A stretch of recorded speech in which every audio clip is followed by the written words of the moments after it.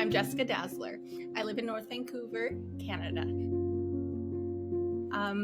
We have a 5-year-old daughter, and I was diagnosed when she was 2. So all her life, she's known that I've had cancer. I was an avid triathlete, marathon runner. I started running in the mountains, trail running, and then the year before my diagnosis, I was trying to get pregnant again through IVF to have another child, and we just wanted a big family. And then I got a stage 4 diagnosis of colorectal cancer that spread to my lungs, and we later on found out it was also in my spine and my rib. So it's been 3.5 years and a long journey, but we're still living our life the best we can.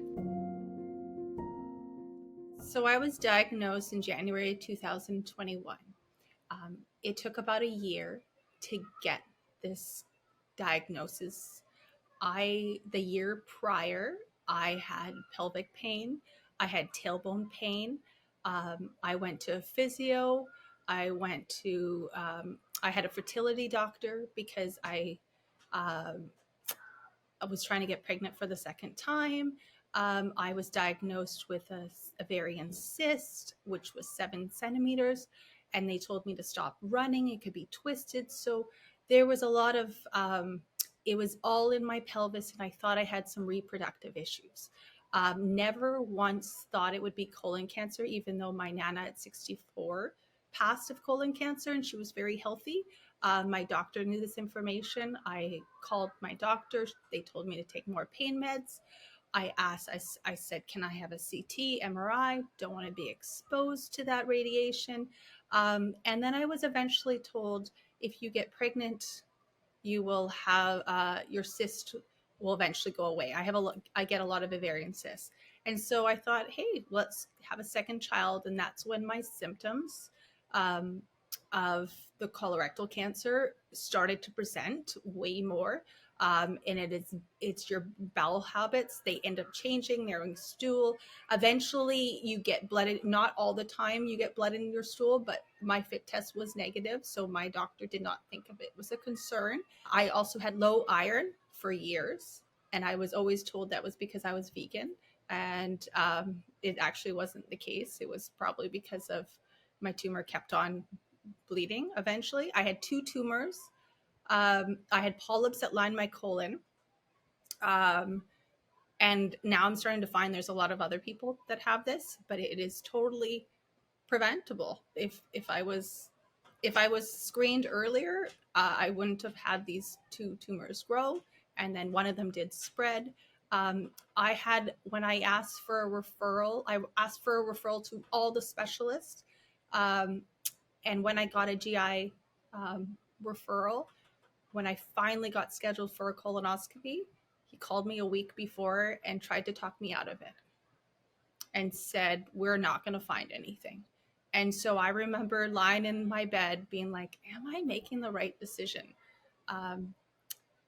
And that's when a week later I was diagnosed after my 37th birthday.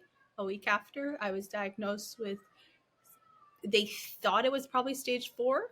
And they told me this will be a year of your life, we'll remove it, or late stage 3, I think they thought. And then as soon as I got a CT scan saying it was in my lungs, they said nothing. They said, this is the end of your life, basically. And then it took weeks to get in with the cancer agency. And it was absolutely devastating. I was told I wouldn't live past 3 years. I was told you'll never find anybody who will live past 5 years. I had no idea that this was even possible for a 37-year-old healthy person.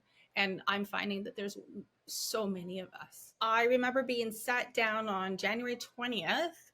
My husband came in and I was like, ooh, this is not good. And they said, yep, this is cancer, but we need to go and test it. And then we're going to give you a CT the next day. And I just remember drugged up, just walking slowly through the halls, just being like, what is happening? And then I came home absolutely devastated. I didn't even know what to do with myself. I didn't even know how to tell my family. My husband did it. I was absolutely given no hope after I had a phone call saying it was in my lungs. And the doctor, the general surgeon who called me to tell me this, she basically almost hung up the phone with me after I asked her if there was anything you can do, if I'm going to live past 3 years. And she basically said no. In the Canadian medical system, there's a lot of protocols, and everything has to have research to justify, the funding. And colorectal cancer has very little funding. There's a lot of other cancers on the rise too, but right now it was unknown. The doctors I went to, who are the best in Vancouver, their protocols are not changing with the rising increase of this cancer. So right now, the screening age is 50 for a colonoscopy. We've tried. There is people out there trying to lower the screening age, and it's not being lowered. And it should be at least lowered to 45, like the States, but it's still not going to impact me. But when we go into the doctors and we have some concerns, we should be taken seriously. And I was told many times, take more pain meds. Oh no, you don't have, you're too young to have cancer. So then when you're told that by doctors, you're not thinking that that's an issue, so you don't advocate. So right now, I've met many people all over Vancouver, Canada, the world, that have very similar stories, and they took a long time to get diagnosed. They had to push. Some people have just walked themselves into emergency and said, that's it, I'm not leaving. There's some people with stage 4 that do not have any symptoms, and then they go in and they have a blockage, and then they're told there's nothing you can do. So you have to advocate for your care, because yes, it is a very hard to beat cancer, and we are very lacking in the drugs and the treatment, the lines of treatment and clinical trials. But we need more focus on this. And I'm trying to help. I'm seeing change in the last 3 years of just me talking to my doctors, talking to other people. I'm starting to see there's a little bit of a change happening and an awareness. But before, I genuinely think the doctors thought, there's a lot of doctors out there that just, it's not curable, and then they don't push it. But right now I have no cancer left, and I've had many surgeries, and I was told that is not possible. So I'm trying to show people that it is possible. It's hard, but it's possible. Give us a chance. I think that's why I talk to so many people, and I want to do this, is because I've managed to figure out, and I have an advocacy group that has helped me. BC Cancer won't tell you about that advocacy group, even though it's in Canada. There needs to be more support. And so I just thought that's my mission. Is my body is super strong and my mind's so strong. So if anyone's going to do this, I have to do it to try and create some kind of change. I've lost a lot of people to this in our city, people with young children. So it's absolutely devastating. And I just kind of want people to be aware of what's happening. I know people that have gone back to their home country to get all the tests they needed, and they come back to Canada and they say, this is what I have, this is what I have to do.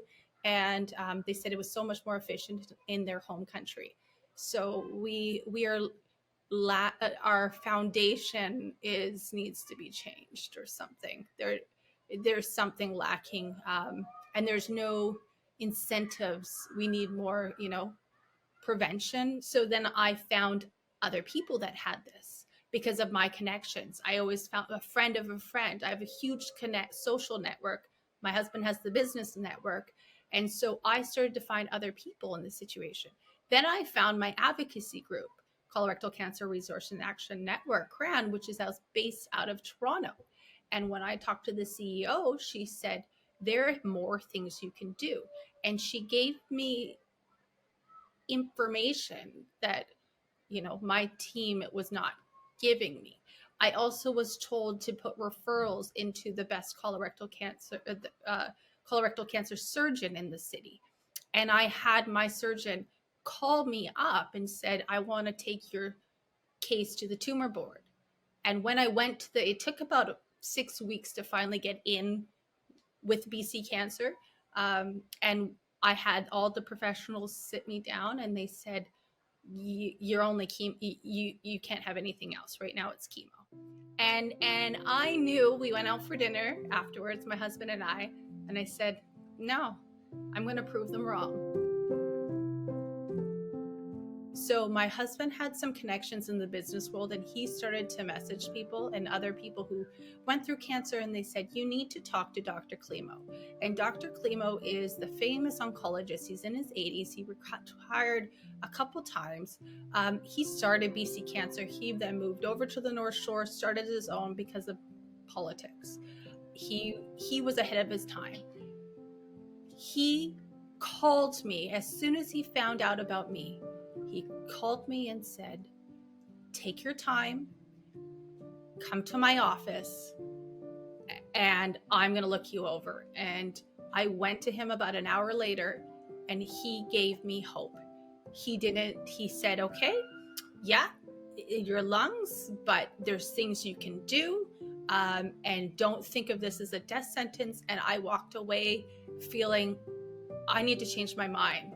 I need to not think of this as I'm going to die. I still need to live. I need to live for my daughter, my husband, and I don't want the last year of my life to be like this. I just kept on making appointments with him. My tumor was shrinking. I was like, it's time for surgery. And eventually the surgeon says, yeah, let's do it. And then it went to the next thing. Okay, let's do the lungs. And it was my advocacy group that pushed me and educated me and supported me. And then you find the right doctors that will look at you as a person and not a number. And they say, you know what? I think we can help you. Let's try this. And that's why I'm where I am, because of connections. Just because I'm positive, I go in there and I bounce back easily from all the things that I've been through. My body's responding so well, and you create these relationships. And I have an amazing team of surgeons, radiologists, doctors. I get so fired up. This is what I was meant to do. And it's terrible that I'm in this situation. My family's in this situation, that I'm seeing all this, but I'm like, if anyone's going to do it, I know I have the brain, like my mindset can get me through this. We need to be taking younger people more seriously. And I was really gaslighted. I was kind of told, it kind of felt like they thought it was in my head. And it's because I'm very positive. I go in, and so I don't look sick. And so I eventually had to bring my husband in to actually tell them what was really happening, because I get motivated from talking to people, and I get adrenaline and I get excited, and I don't want to say I have these issues, but it was impacting my life so much. And they said my quality of life would go down with all these surgeries. And it's sure, I have lots of side effects, but I am so happy to be alive. I'm so happy. I'm teaching my daughter about, she knows everything that I've been through, and she's absolutely so amazing. And I can't leave this earth, like, it would devastate her. So I'm fighting so hard to get to a place, that I can live a lot longer. It took me 3 years and 4 months to get no evidence of disease, which is called NED. They don't call it remission. They call it, so there's still a chance I have cancer circulating in my body, and I would love to do a ctDNA test, but in Canada that costs a lot of money. So I'm going to try and advocate for more research on that too here. So my mutation, there's really no trials to target my mutation. In the States there is, but it's also really new. So you're kind of taking a chance. And then I did additional foundation 1 testing, which does more in depth. And that's because I was applying for a trial. And I probably will apply for more trials if more cancer pops up. So for chemo, that it's better to access. So I got a port. Then I started FOLFOX chemo. And so I ended up doing 11 rounds of that until I was able to advocate for the removal of my colon with building a J pouch. So that's why I needed a specialist, because I didn't want another polyp to turn into cancer. So I advocated for, let's just remove everything. So he gave me, that was September 2021. I had a temporary ileostomy bag. Then I think I did a little bit of chemo, but I was waiting to get my lung met. So I did a lung biopsy.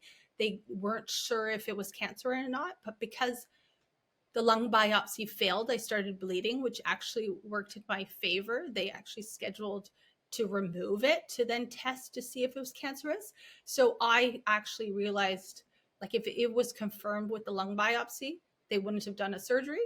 So I'm glad that they did a surgery. My surgeon here in Vancouver ended up taking 2 out because one was SNCs. He says, I took 2 out. Okay, great. Then he says, I'll take the other one out like next month. But then I think after confirmation that it was cancer, he then said, it's too deep. I can't get it. And then that was delaying my chemo. So I didn't have chemo in that part because I thought I was doing surgeries. So that's when I talked to my advocacy group, and they said, what about SBRT, which is precise radiation? And so I ended up getting a referral to a radiologist oncologist. I was first told no, but eventually I got that. And then they said, we need a PET scan. So I was been told PET scans, that doesn't change anything. And it did, because on my PET scan, it showed that all along I had cancer in my spine and in my rib. And because being off chemo for that little bit of time, it grew. And so I started to have some back pain. But thankfully, my radiologist oncologist did SBRT. So he did SBRT on my bone mets, stabilized them. And then I said, can you just finish it, my lungs? So he put a referral into another interventional radiologist who did cryoablation. That is a needle that goes into this tumor and freezes it. Now that is, I don't know anybody else who has gotten that here, but still to this day, 2 years later, it's still dead. So that was very effective. And then the SBRT. So I actually thought, okay, no more cancer to be targeted. But because I was off chemo and all of this stuff, I had more long nodules that popped up. So I went back on FOLFOX, and then I eventually switched to, I think, FOLFIRI with Avastin, because Avastin was just starting to come out. And so those all worked. All those chemos, they kept me stable. I've also transitioned to the capecitabine pills just in between, because it was just like less side effects. And then I started to figure out, I need these, I think I had about 8 lung nodules pop up. And so that's when I found my thoracic surgeon, Dr. Seipel, in Toronto, at Toronto General, who does lung transplants. He's amazing. And so I had a consultation with him. He had a trial going on where they circulate chemo into the lungs. And so I ended up being the 4th patient in Canada to have that.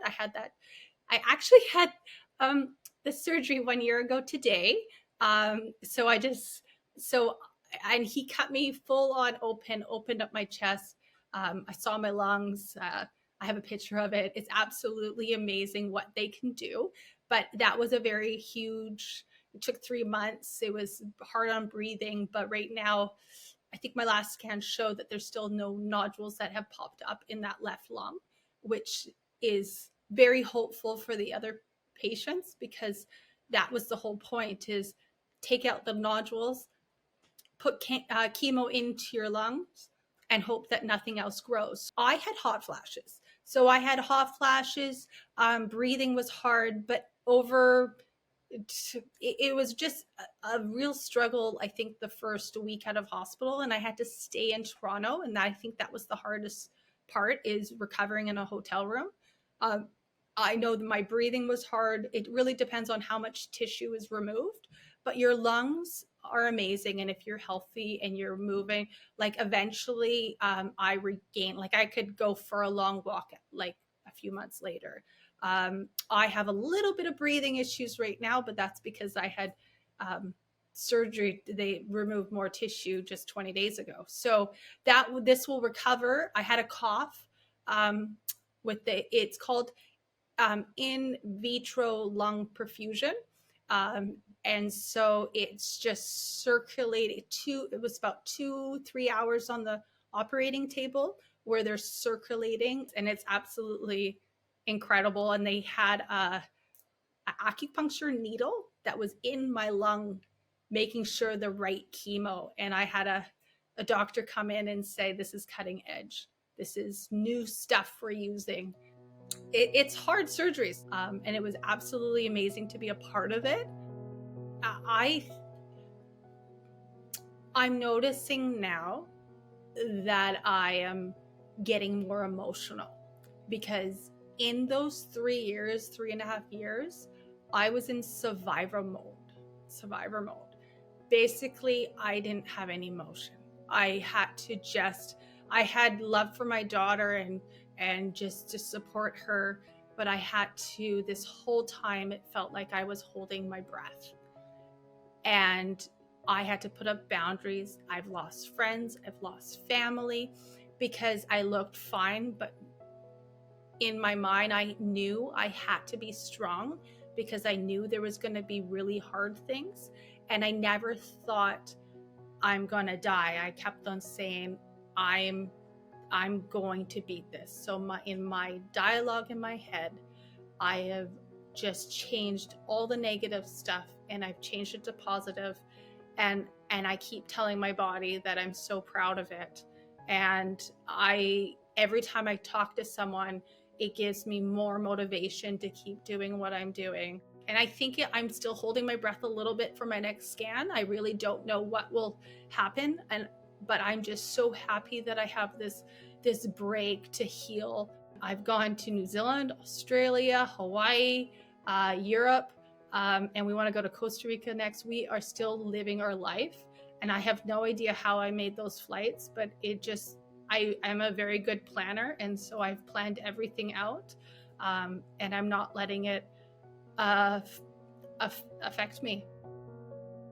I do take care of my health, and I think talking about it and being open, and I share my story, I think that has helped me so that I'm not have a trauma response. Because if I just went through this myself and then I feel like I would explode at the end and just be like, what the hell just happened? But you need hope to continue to fight for this.